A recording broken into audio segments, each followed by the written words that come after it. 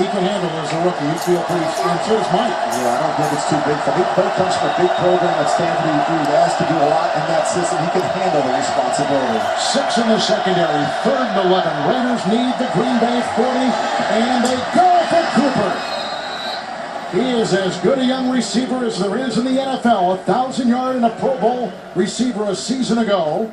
He works to the 31, picks up 20 first down Raiders. Just a really good throw and catch. The defender not looking. He'll squeeze that one in between by the time Chris Banjo can get his head around it. A really good throw there by Derek Carr.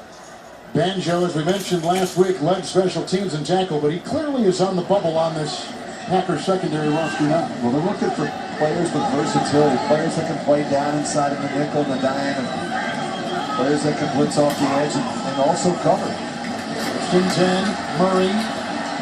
The tackle from behind. Good grab there by Nick Perry, the former first effort. We talk about closing on the backside, making sure that there's no reverses or nakeds or boots, but the ability to close down the line of scrimmage. Good instinctive play there by Perry. Seth Roberts, another receiver out there for the Raiders.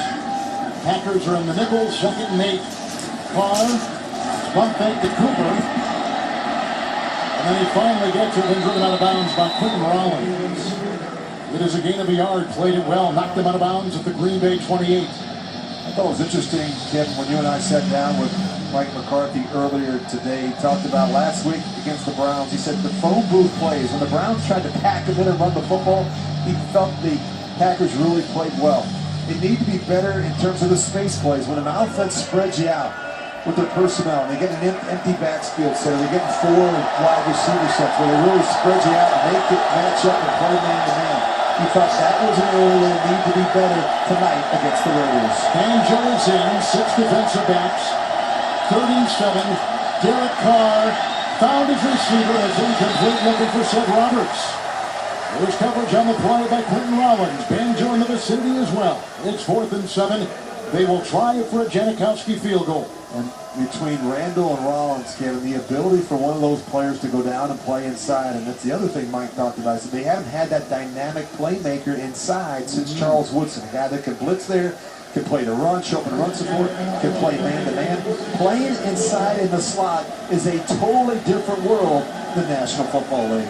Janikowski had a 53-yard field goal last week against Arizona. He nails his 46-yarder, and the Raiders are on the board. A look at Jack Del Rio.